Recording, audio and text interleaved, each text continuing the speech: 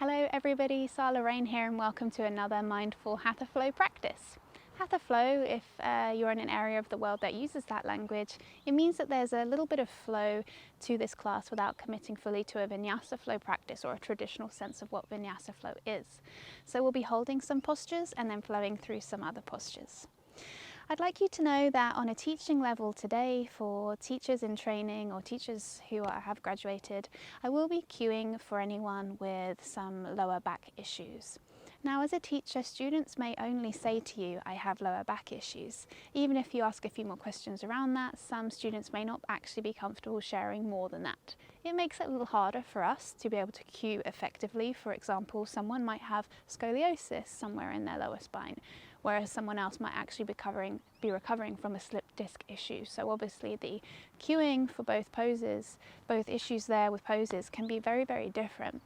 So today I'm going to be cueing just for awareness of lower back issues. Again, that could be just mild tension from sitting in a chair in an office. Okay, so the important thing I'd love you to pay attention to from a learning element is that I will be teaching the variation that is best for lower back issues first, and then I will say for anyone without lower back issues, I will be teaching what might be the normal expression of a starting pose.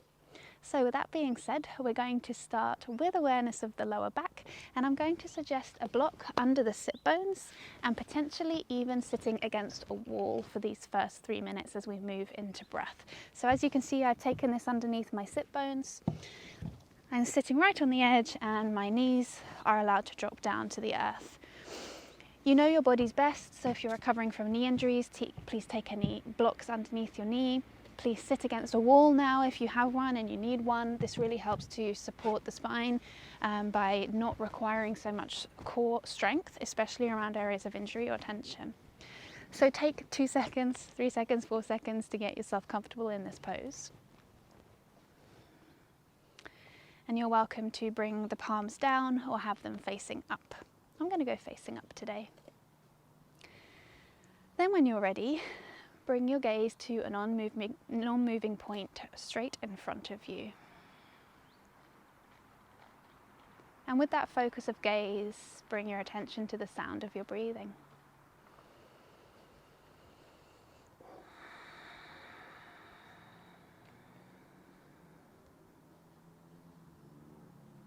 You may feel your eyes becoming a little heavier, and if you like to remove the visual sense to tune into your breath, to hear the breath, to tune into the feeling, you're welcome on your next exhale to completely close the eyelids.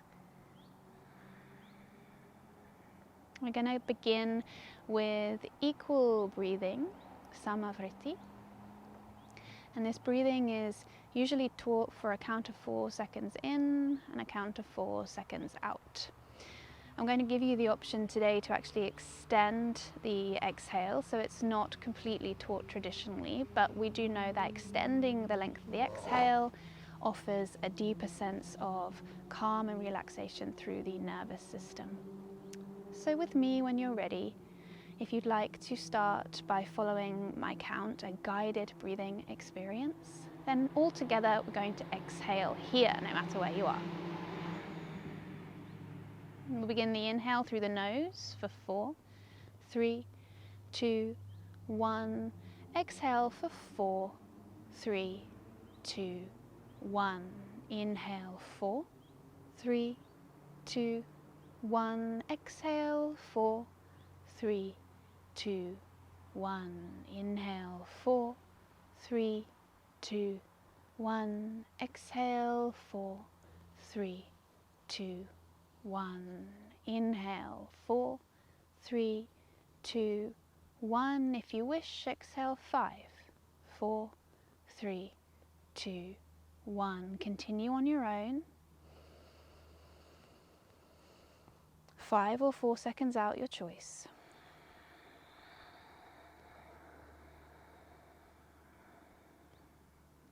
Three more rounds.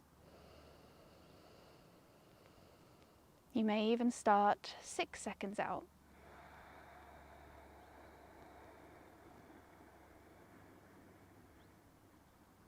Your choice for the last 2. choosing the length of your exhale.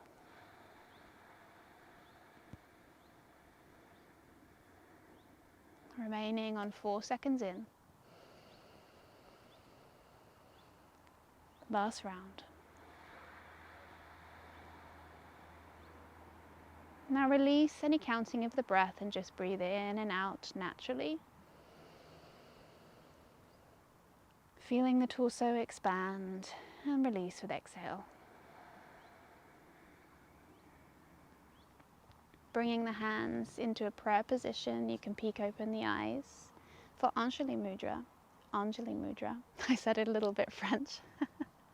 Anjali Mudra is the Sanskrit variation, not Anjali, which is angel in French. A little bit of space between the palms in this prayer position. Gesture of reverence, gesture of welcoming in India. Gesture of connection, connection to all things. Take one more round of breath. Mudra is Sanskrit for hand gesture, and this one's called Anjali Mudra. Blinking open the eyes, tuning into your surroundings. Today we're at a loch in Scotland. And coming onto your hands and knees. Removing the blocks out the way, well out the way. And arriving with hands under the shoulders, knees under the hips, fingers spread wide. And if you have any sensitivity in the knees, placing any sort of blanket, or if you have a soft mat, which I don't do because it's cork, then you can actually fold over the mat on both sides to pad under the knees. It would be like this. For lower back, all you're going to do today, if it feels comfortable, is take cat-cow in the upper back only. So on the inhale, all that happens is a little extension of the gaze forward. And on the exhale, simply a tucking of the chin and maybe a little rounding of just the top spine, so that the movement comes from the top spine and not the bottom. For lower backs, you'll feel if you've gone too far because the back might hurt. So we just keep it in the upper spine, moving into inhale. And even the neck may be affected by the lower back, so you don't have to look forward or even up. And then exhaling, rounding through the neck, chin to chest. A little curve through the upper spine if it feels okay. If no back issues, then please do bring in a little movement into the lower back. Tailbone faces up on the inhale as the chest opens. And exhale, rounding the tailbone and tucking the chin and gazing to the navel. 2 more, in whichever style you've chosen today.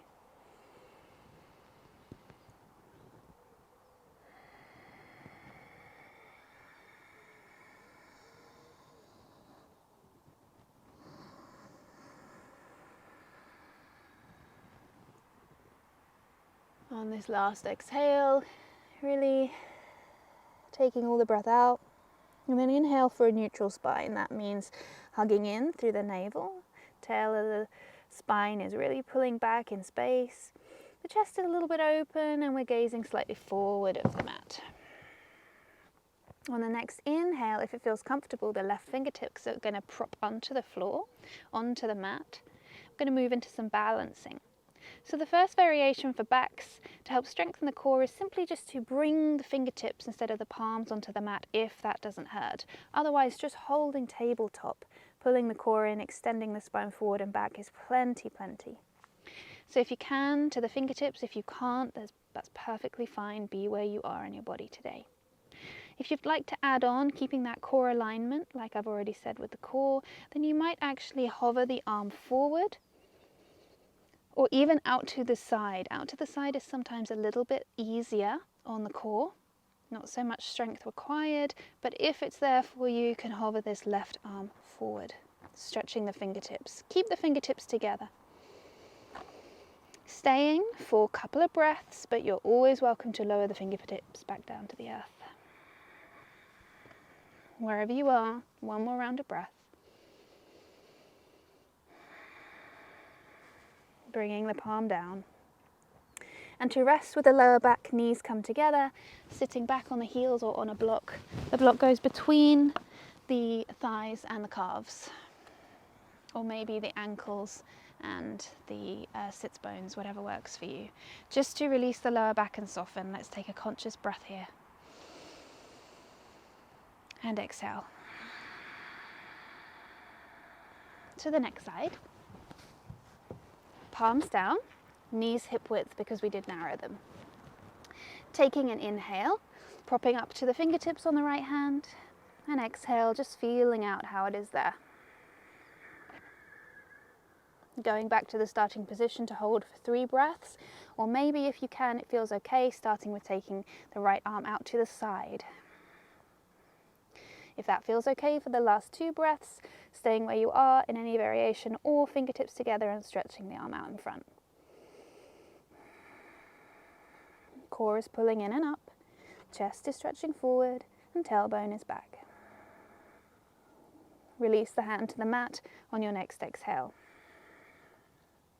And for the next one, palms walk forward, 1 palm print, moving into downward facing dog. So tucking the toes, lifting the tail, and taking the tailbone up, keeping the knees super bent for this first variation. And if there's any sensitivity in the back, maybe taking the feet a little bit wider, so mat width apart.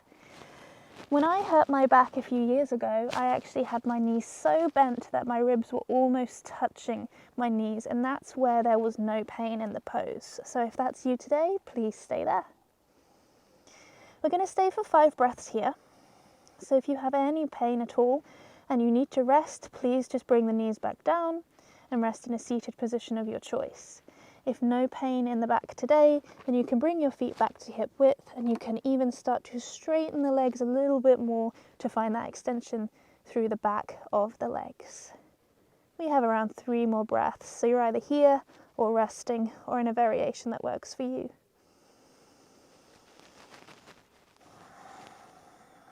The gaze is anywhere between the toes, ankles or knees, and the spine is still pulling up into the back.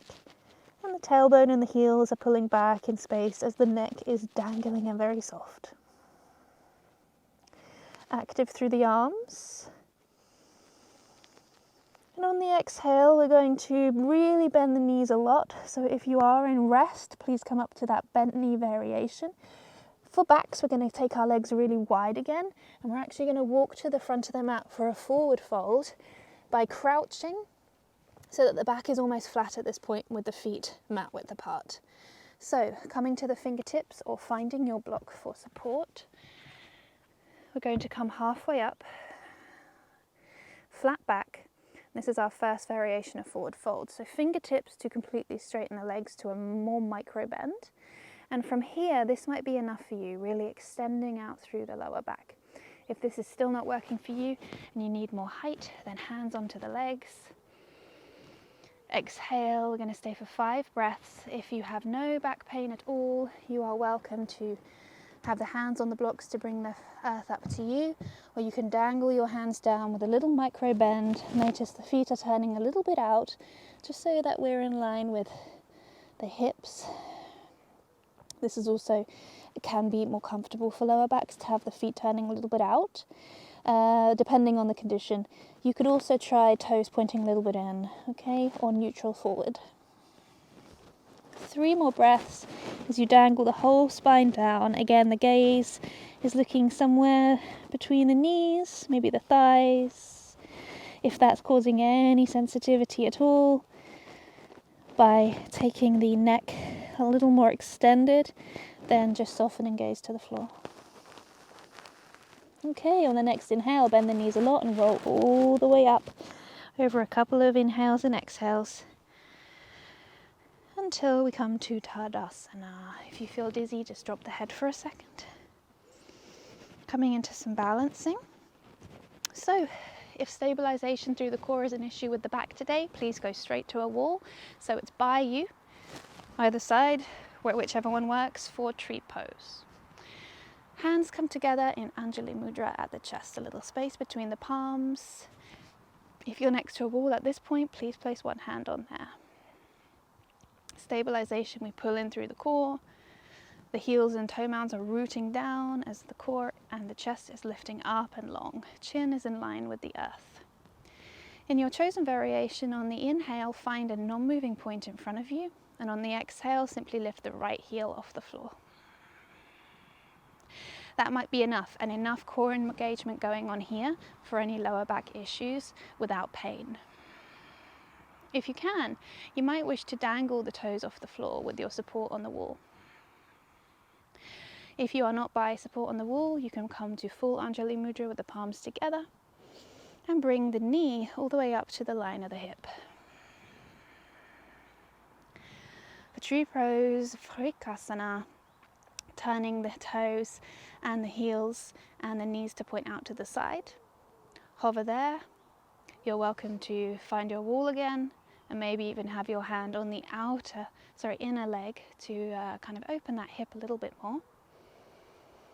Too much twisting, we don't want to do that. We want to keep the hips fairly neutral, but don't force them to be neutral if there's a little bit of a outward rotation. And then for the full experience, we either place the sole of the foot, the toe mounds of the foot onto the earth and put the heel just above the ankle. We might slide up to the inner shin. And if it's there for you today, you may slide up to the inner thigh, avoiding the inner knee joint, and even hold the hand there on the ankle if that helps you today, helps you to keep the pose without working too much of the core. Palms together. Take an inhale and an exhale. Release. Hands to the hips. Be in stillness if the back is sensitive, or if you wish, you can shake the legs out. To the next side.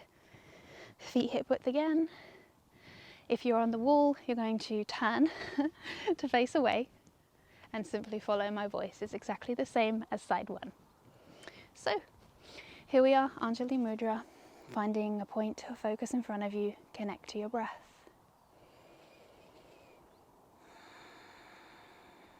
On your next inhale, finding your support if you wish with the wall with the hand. And on the next exhale, if there is no pain, simply lifting the left heel off the earth. Core pulls in, spine is long. On your next inhale, staying there or lifting and hovering the toes off the floor. If you're not working with a wall for balance, hands back to Anjali Mudra. And if it feels okay, lifting the knee up to the line of the hip so the thigh is parallel to the earth. It's up to you if you wish to flex or point the toe. In your own time, we're going to take the leg out to the left, opening from the inner thigh. The knee and foot now faces the left side. And then to start Vrikasana, tree pose, we start with the option that is the most stable. So we bring the toe mound to the earth, close to the right ankle, and the left heel rests on the right inner calf just above the ankle. You can keep your left hand on your left inner thigh, helping to open up that hip. Next variation on your next inhale is to slide the leg up to the inner thigh. If you'd like to go a little bit further, you can slide up, that was the inner calf, or you can slide up to the inner thigh. Any pain in the back, you're welcome to hold your foot in this position with the hand of the left hand. If you wish to place the hands together, you're welcome to. Take 2 more breaths. The muscles on the side of the core now go in, and the whole muscular system of the torso goes in and up. Perhaps lifting the arms with no back issues if that's you today. And then release. A little bit of flow. Step to the front of your mat, feet hip width. Maybe it's more comfortable for your back to bring the toes together, a bit of space between the heels, or maybe take the legs a little bit wider. On the inhale, soften the knees and send the arms up. For any lower back issues, do not open the top spine so much. Simply arrive with the arms shoulder width to avoid that back bend in the upper spine. If that's not you today, then of course you can welcome in a big back bend by flaring the ribs forward, still with a little core control. And on your next exhale, your variation of forward fold. We've done it 1 time today, so the easiest option is to take that wide leg stance like a squat and arrive halfway. If there's no options today, take the full forward fold. Remember, the neck can aggravate lower spines, so your option is to gaze down to keep that neck from over stretching. On your next inhale, arrive in a halfway lift. We're coming back to the variation of the forward fold in the deep squat. And on your next exhale, folding all the way down or staying where you are if that's best for you. Palms are going to be down. Now if there's any back issues, you're going to bend a lot.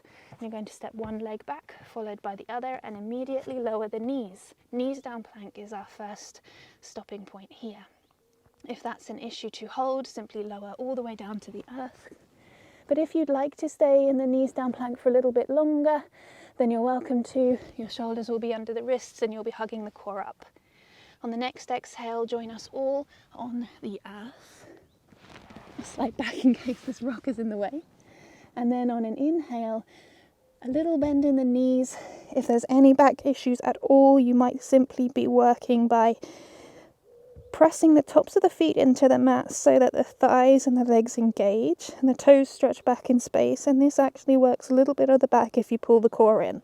This is your variation of Cobra today. As long as it's safe to, on your next inhale, you might wish to lift the head just an inch so the nose is not touching the ground. That might be enough for you. Keep those legs engaged, keep the core pulling in, chest forward, and on the exhale, if you need to rest, lower down here. For no back issues, again, all of that flexion, all of that engagement, except the chest might want to lift off the floor. Exhale to lower.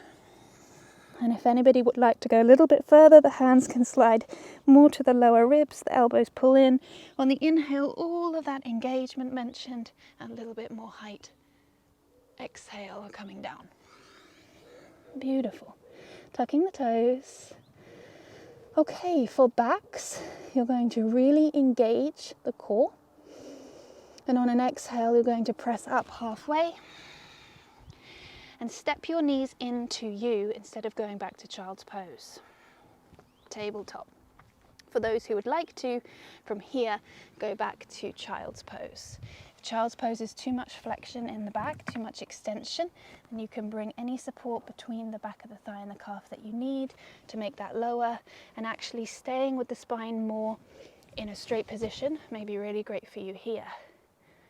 If there are no issues in the spine, feel free to allow that long stretch to happen. If the neck is compromised or flaring up anything in the lower back, bring a block up to you, and then the hands underneath the forehead on top of the block to just soften that space so that your forehead isn't straight onto a very hard cork block. It's also quite nice because you can let the elbows really fall down to the earth here. I'm going to take 3 breaths if that's comfortable. If you need to rest in a neutral seated position at any point, please do.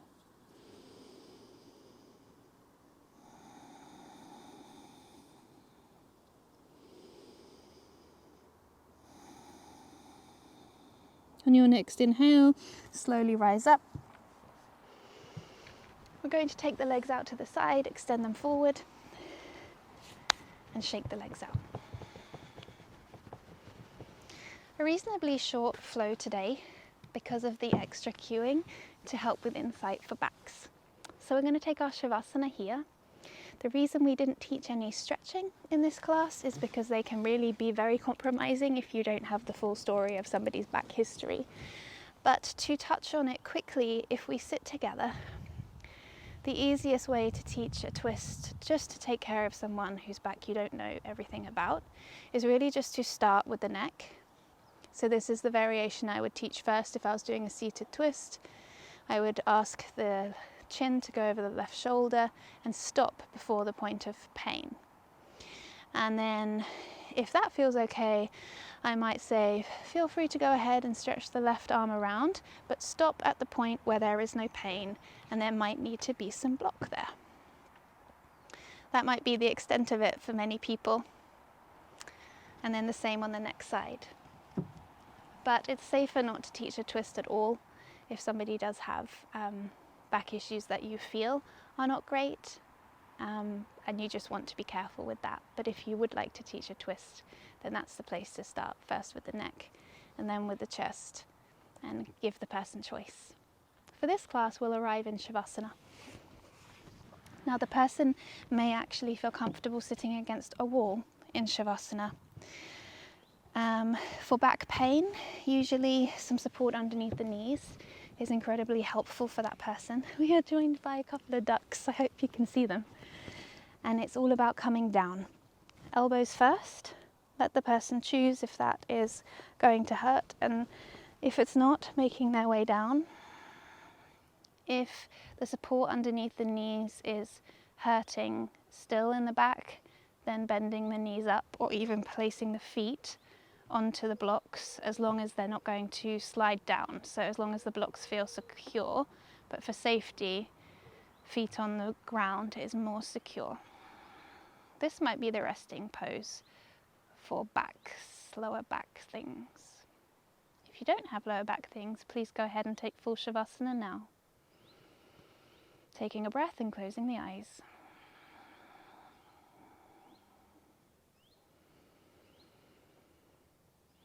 And allowing the whole of the back body to melt down into the mat. I'll be back to bring you out of Shavasana.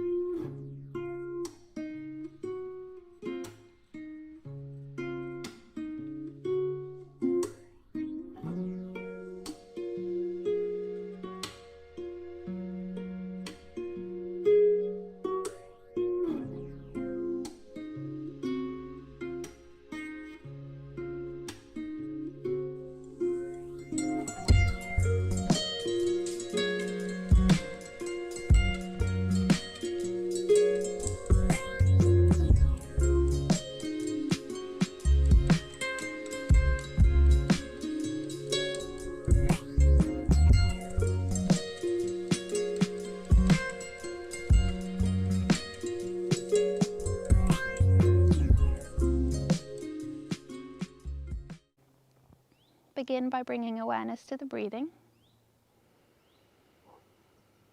filling up the belly with breath and then letting it leave through the nose. Maybe a sigh on the next exhale could be really nice. For backs, the best way to exit Shavasana is simply to roll onto the side of the body if you are with the legs bent and not on blocks. If your knees have been under blocks, bend the knees up first and then roll onto the right side. Then with the left hand in front of you on the earth, extend your left leg for ease to help push you up sideways. Turning to the front of the mat and finding your wall, if that's more supportive, and a block or two to sit on to help take any sort of extra strain or stretch out of your spine. For no issues with backs, please take a seated position you're comfortable with. We'll close the practice with 3 rounds of Om. Om is the universal sound, or thought to be the universal sound, of everything that exists within the universe itself. It's made up of 75% of the sound being the M, and 25% being the initial O. Well, that's the way I like to teach it. It might actually be the other way around in some traditions. So we start by taking a deep breath in. Let that go with an exhale. On the next breath, inhale again.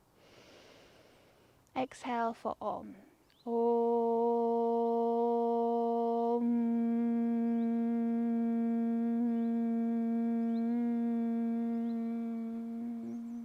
2 more rounds. Inhale to refill.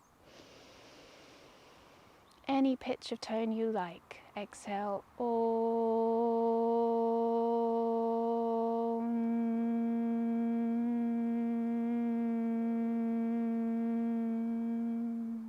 Refill this final inhale. Exhale for Om.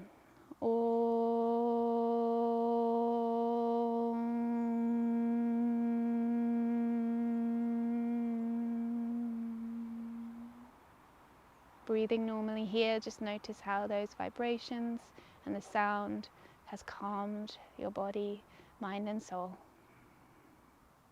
Feeling connected to our community right here at Your Yoga Flow. We finish by bringing the hands into prayer, Anjali Mudra, And closing with the words Namaste, which means the light in me honours the light in you. Have a great day, everybody. Goodbye.